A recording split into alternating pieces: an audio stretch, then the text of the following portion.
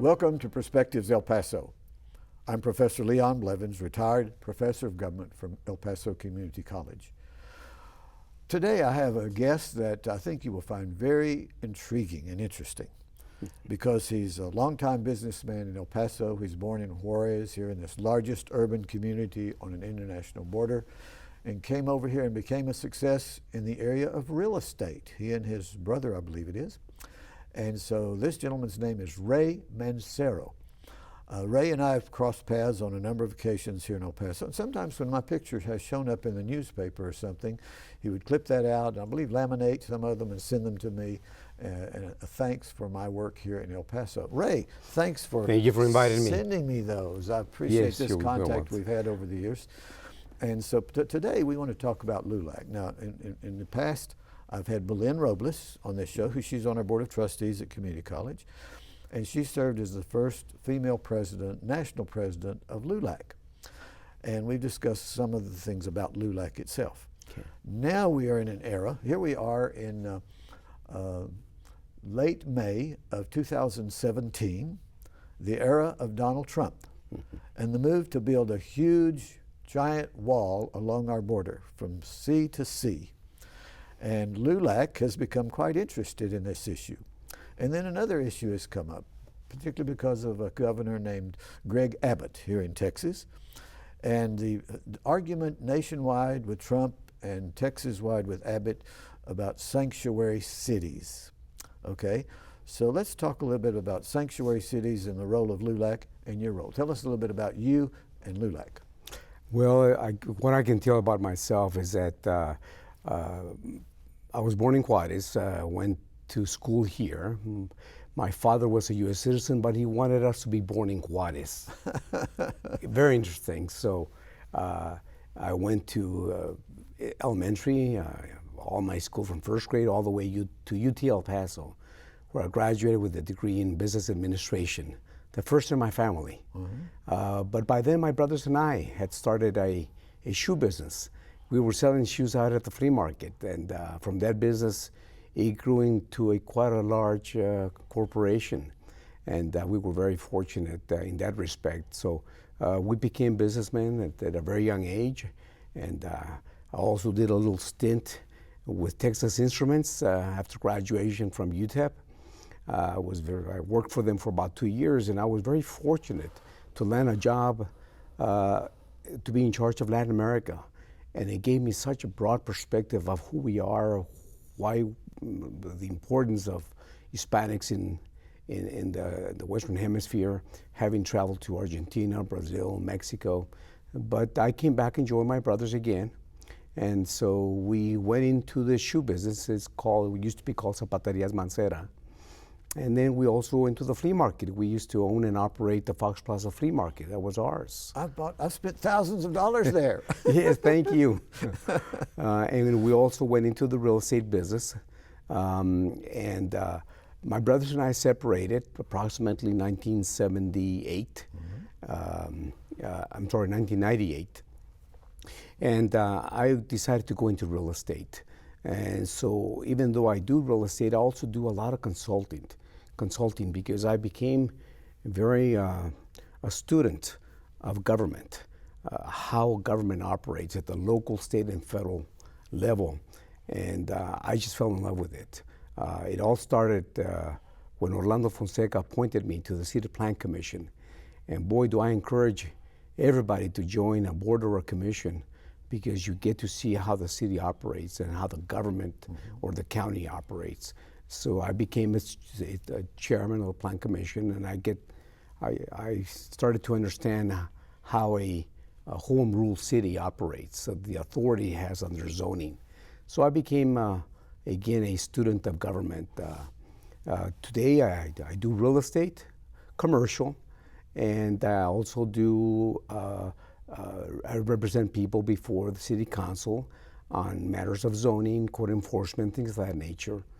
But along the way, I came across a gentleman by the name of Jose Sulaiman, who was 38 years president of the World Boxing Council, WBC. And he brought me on board 10 years ago, and I'm still with them. I do the government relations for the WBC. So I'm very privileged and honored and very fortunate to watch many world championship fights as close as you can get. Well, I said you were an intriguing person. I didn't know this side of your personality. Yes. Well, when did you get interested in or join LULAC and start working as an advocate on behalf of Hispanics from LULAC's perspective? Yes, when I came back from Texas Instruments in 1981, I had an old friend of mine, David Montoya. He came to see me from high school and said, "I want you to join LULAC." And I said, "No, you guys are crazy. You're too radical." And he went away, came back a second time, and I said, "No." And third time, he said, "We have a scholarship program." And I went, "What?" He saw the hint, the twinkle in my eye, and said, "Yes, we have a scholarship program." And I went, that is something I can work with. So I joined LULAC because of the scholarship program. Okay. So in 1981, I joined them, and over the years, I've been very fortunate to have met many people involved in LULAC, great people that have taught me. I've learned from them. Belen Robles, national president from 94 to 98. Lelo Jaques, a tremendous figure in El Paso, and of course the great Albert Armendariz, Sr., who the federal courthouse is named after him. He was national president in 1954, and I think not only did he was a great person with a great heart, but he also argued very important cases that have had a benefit for the Hispanic American in Texas and in the U.S.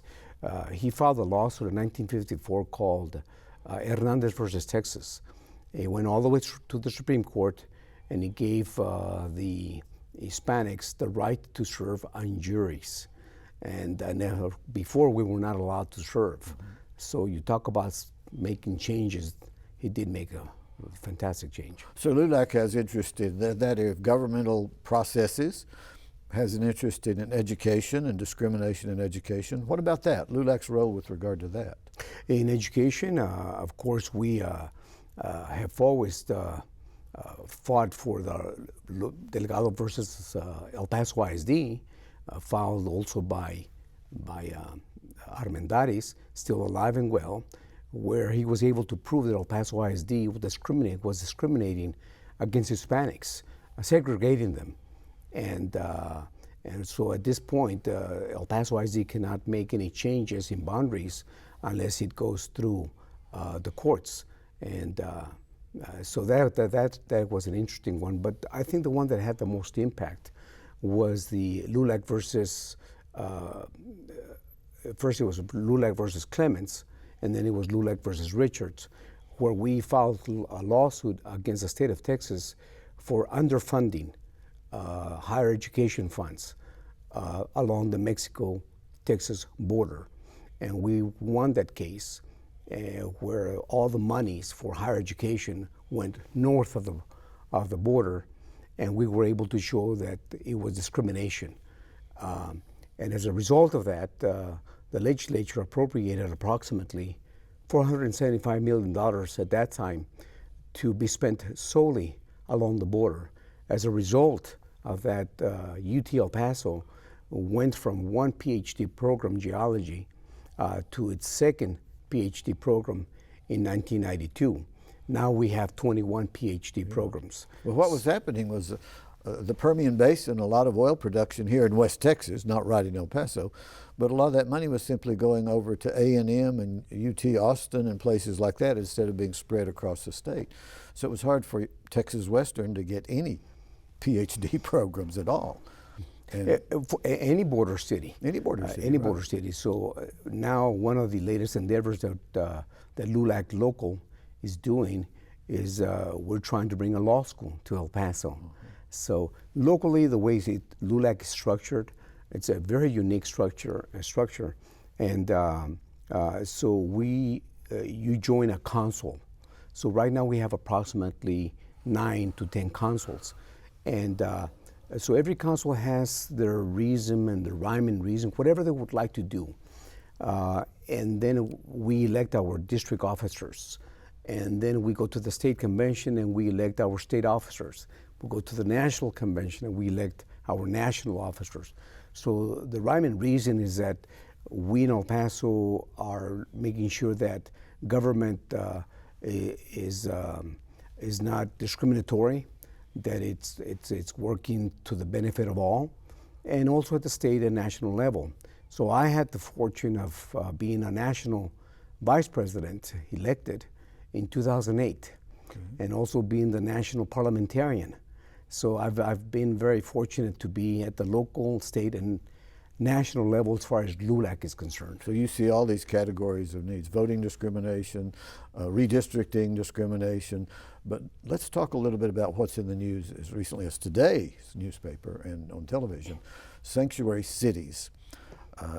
El Paso doesn't call itself a sanctuary city, that it refuses to turn over people who are stopped for criminal activities, observe criminal activities, because they look like they're Mexican or something, or they don't have papers. Talk about this. There's no such thing as a sanctuary city. There's no definition, and that's part of the lawsuit that define sanctuary city. If sanctuary city means that you can walk around, go to the park with your child, with your wife, go to the movies, go anywhere, and you're able to walk freely. But if an officer stops you because of the way you look, you might have some tattoos, a hoodie type of outfit. If they feel that you look suspicious and you might be illegal or a criminal, that they have the right to stop you. So that is when it borders into racial profiling. Right. But the actual case itself of Senate Bill 4, and that it was signed into law on May the 7th. And I thought it was interesting. Greg Abbott did not have a public ceremony with people around that sponsored the bill. He did it on YouTube or something, on Facebook, and let people know. Well, he prides himself at saying he's using social media. What actually is that there was going to be a huge protest. Oh, yeah. But he signed it on a Sunday, and on Monday, LULAC had filed the lawsuit, LULAC versus Abbott. The lawsuit, the plaintiffs is a very small city near Laredo called El Cenizo, about 2,700 people. Its mayor, a Maverick County sheriff, and a Maverick County constable, and LULAC. Why did we team up with them and not El Paso or San Antonio? The reason being is because large cities have funds to defend themselves or do this type of lawsuits. A small city like Cenizo doesn't. So we thought that they are just as important as any other city, and they have, they're incorporated, but they don't have the funds to defend themselves. And as you know, which we'll talk about the bill itself, it's very, it penalizes not only the peace officers, sheriffs and police officers and school police officers. Well, they can be fined if they're not enforcing federal law. And can you imagine a sheriff being put in jail? Yeah. He's elected by the population. He could be put in jail because he isn't doing what Greg Abbott and the conservative legislature wants done? That's right. So when we filed the lawsuit, we were the first. And it didn't matter too much that it was the first or the second. We knew we were going to do it, just like we did LULAC versus Perry when he passed the ID bill, when he also tried to do redistricting. We have filed many lawsuits against Texas. So we are, the courts already know us very well. But we follow, we have become pretty good at filing lawsuits. Now, when we file the lawsuit, keep in mind that these are attorneys that LULAC has that are pro bono. They're actually LULAC members that are attorneys. And just like the council that I formed a few years ago, called the LULAC council is called the Albert Armendariz Senior LULAC Council for 982. But the Luis Vera, the attorney for LULAC, is the one that filed the lawsuit. And what I was saying that it was interesting that he brought them on board is because the Senate Bill 4 has several prongs. that impact either a city, a county, elected officials therein, and then the people in general. Mr. Jones or Mr. Jimenez or Mr. Garcia, it's going to impact them. And so, as we know today, the county did file the lawsuit. The city of El Paso is looking at filing the lawsuit. There's going to be multiple lawsuits, and what it's going to happen is that it's going to become a class action lawsuit. So will it be called LULAC versus Abbott or El Paso versus Abbott? It really doesn't matter, but when you see so many people and entities filing lawsuits, you know that something must be wrong. Well, obviously, people feel that things are wrong. Now, some people are upset that the county is going to spend money, $500 an hour or $200 an hour for some lawyers, be spending taxpayers' money, the county tax money being used to fight the state, and their tax money from the state is going to be used. You've heard this argument. It's in the paper today. It's and I can see as a taxpayer themselves, they don't want their money being used on an action against the state of Texas that they may feel that the state of Texas is right to capture and get all these criminals off the street and illegal aliens, undocumented, whatever you want to call them, just get them out of here. Yeah, right. Well, what happens is that it's funny that if it happens to them and they are profiled, I don't think they would like to be stopped by the cop as they're going to take a child to school or go to the movies or whatever. Until it happens to them, that's when they say, what's going on with my government? In LULAC, over the years, we have been known as that Hispanics and are profiled. In many parts of the United States, African Americans are profiled. So our sister organization, NAACP and LULAC, we work together very well and have been for years. LULAC was founded in 1929, and I believe NAACP was 1909, approximately. Right. And so we came about at about the same time.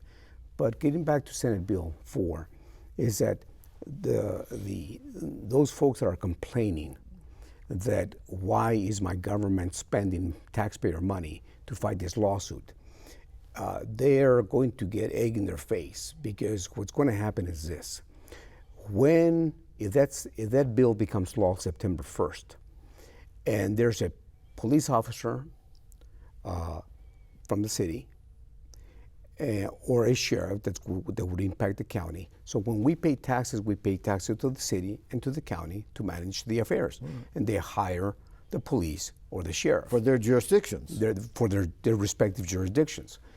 When somebody is mistakenly arrested and the law is not properly applied, especially immigration law that is reserved for the federal government, not the state or the local government, there's bound to be a lawsuit filed, which in El Paso happened with Carl Starr.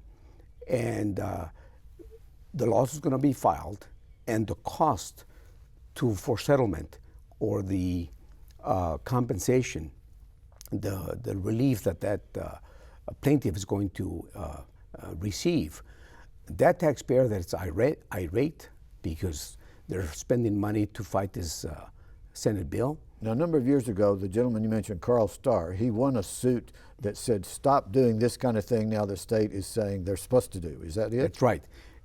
Not only they settled, so they had to write him a check to his attorney and himself for violation of many of his civil rights. Right.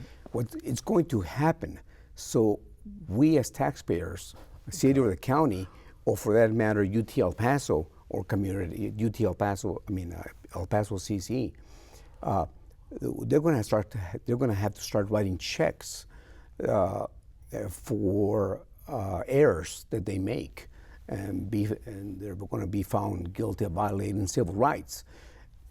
Taxpayers are going to be very upset that this law was actually passed, and it's subjective, not objective, and it just lends itself to a lawsuit.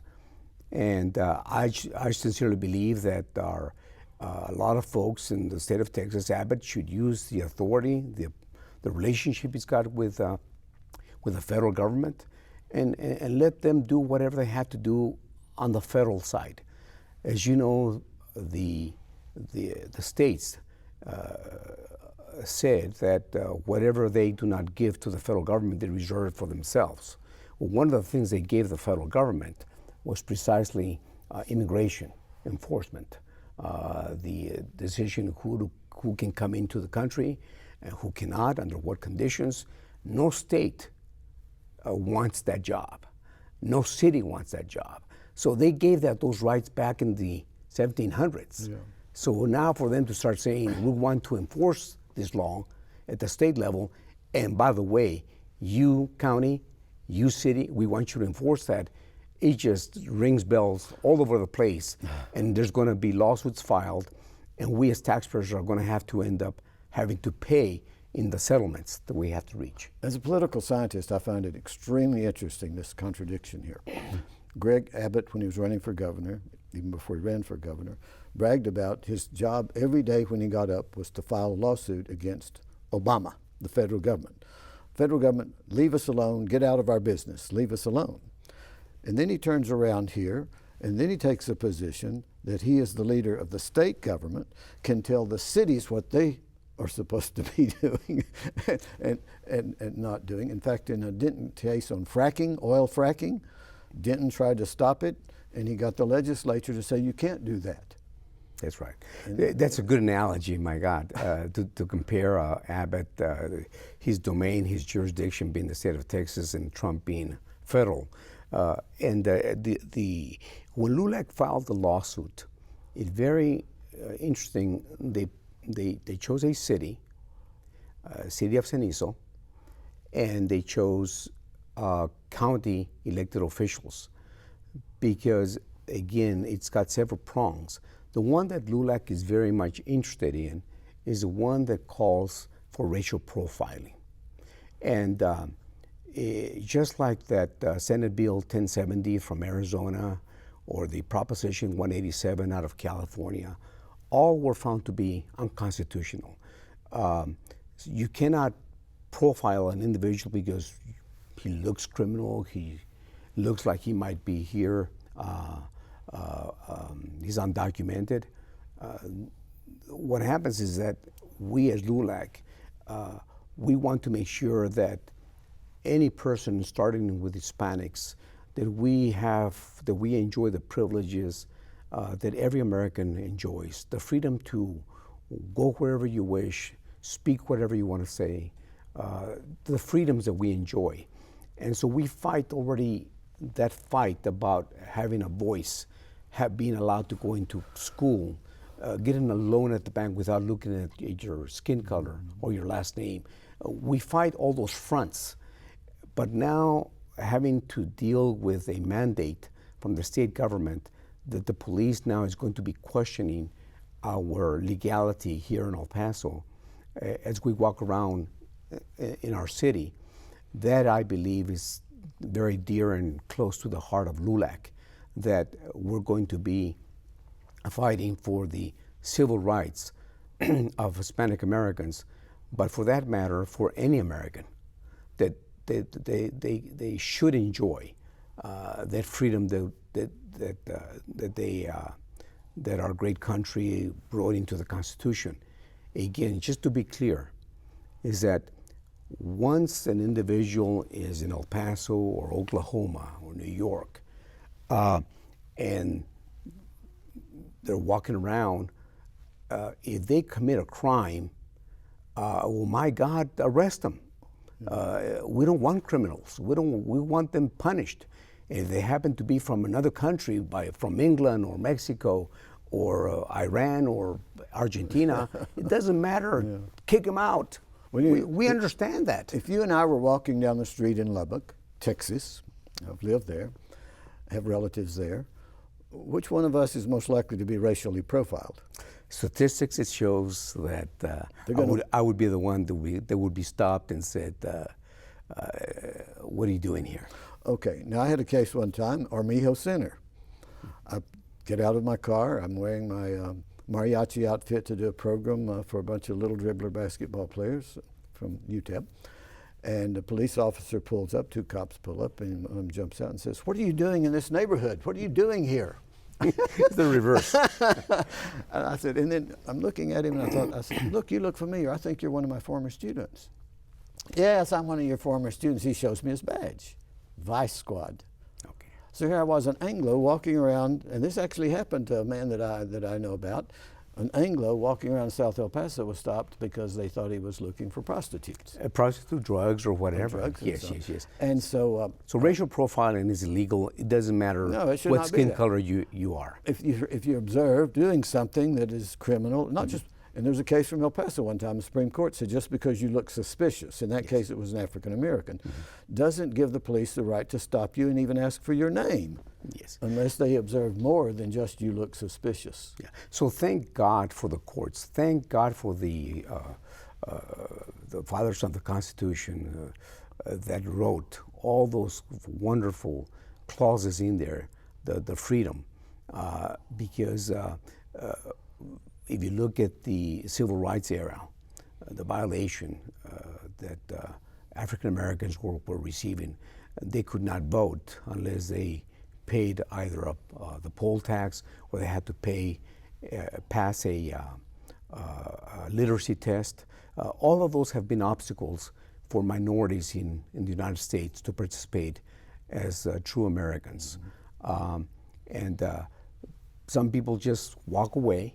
Well, así es la cosa. But LULAC saw this from many years ago, in 1929, and we joined. We came together and said, no, we've got to fight this. So yes, we marched, yes, we have protested, but we found something called the courts. Yes. And that's when things started changing. And but even in spite of winning those case after case after case in state after state after state, it seems like we have a new generation of elected officials that would like to reinvent the wheel. And so we have to go back to court. Now, what's interesting, a lot of people forget, is that when those discrimination lawsuits are won, there's actually, the government has to pay the attorney fees. In this case, City of El Paso has set aside, not the city, the county of El Paso, has set aside $150,000 in potential litigation costs. We have about 1 minute to go. Okay. Well, I'd just like to thank you for inviting me and talking about the Senate Bill 4, because it's going to have a great impact in El Paso. But in this particular one, it's not just El Paso, it's all the state of Texas. Well, you stand on the shoulders of giants from the past. Yes. And if it weren't for people like you and your time, and for those that you're training and getting ready for the future, because the battles will have to go on. We know that. That's human nature. That's right. Well, thanks for being with us, Ray. Good to see you. Thank you for inviting again. me. Thanks for all that you do for the city, for the state of Texas, and for the United States of America.